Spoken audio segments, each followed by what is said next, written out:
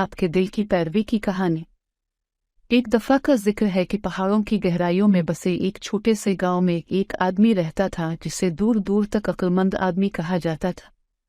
इसका नाम अमीर था और वो अपनी दानिशमंदी, अपने पुरसुकून रवैये और किसी भी मसले को हल करने की सलाहियत की वजह से इसके पास बड़ी बसीरत और समझबूझ के साथ जाना जाता था। अमीर एक मामूली झोंपड़ी में रहता था और अपने दिन अपने छोटे से बाग की देखभाल और पहाड़ों के पुरअमन माहौल में मुराकबा में गुजारता था। दूर दराज से देहाती मुख्तलिफ मामलात पर उनसे मशवरा लेने आते, ज़ाती मसाइल से लेकर पड़ोसियों के झगड़ों तक हर चीज़ पर रहनुमाई हासिल करते।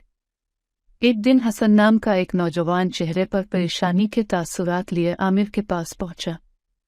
हसन ने वजाहत की कि उसे हाल ही में अपने वालिद से ज़मीन का एक बड़ा टुकड़ा विरासत में मिला है, लेकिन वो इस बारे में यकीन नहीं रखते थे कि इसका क्या करना है। वो ज़मीन को खेती बाड़ी के लिए इस्तेमाल करने, जो कि इसके ख़ानदान का रिवायती ज़रिया माश था, और उसे अच्छे मुनाफा के लिए बेचने के दरमियान फट गया था। आमिर ने हसन की मखमसे को तहम्मुल से सुना और फिर उसे बैठने और गहरी सांस लेने को कहा। इसके बाद इसने हसन के साथ एक कहानी शेयर की।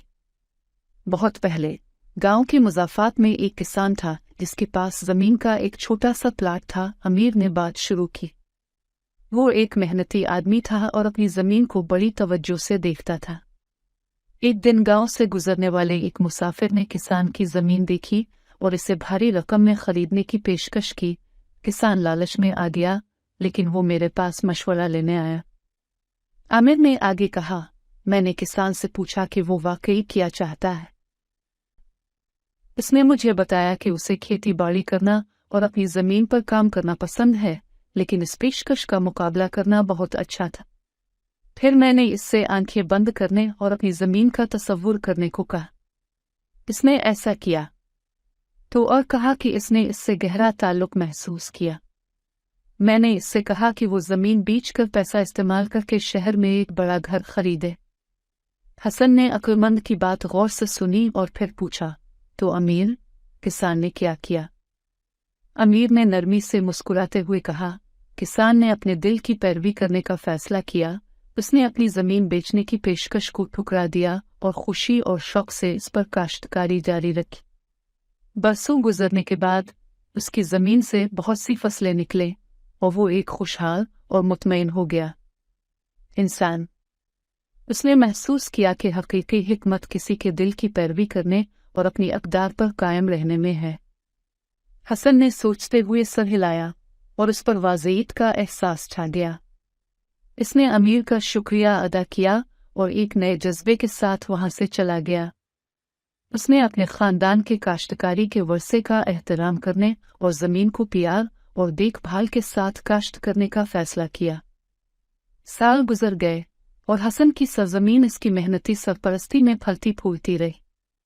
वो कम्युनिटी का एक मुअज़्ज़ज़ रुकन बन गया जो अपनी दियानत और हिकमत के लिए जाना जाता है। वो अक्सर अमीर से उनका शुक्रिया अदा करने और मुख्तलिफ उमूर में रहनुमाई हासिल करने के लिए जाते थे। अमीर अपनी हिकमत के मुतलाशियों को बताता रहा और उसकी शोहरत एक हकीम के तौर पर दूर दूर तक फैल गई।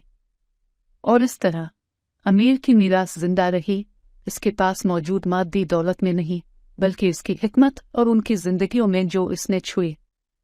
वो गांव में रोशनी का मीनार बने रहे, उनकी रहनुमाई के मुतलाशी तमाम लोगों के लिए इल्हाम का जरिया और अपने दिल की पैरवी करने और दियानतदारी के साथ जिंदगी गुजारने की ताकत की जिंदा मिसाल रहे। खत्म शद।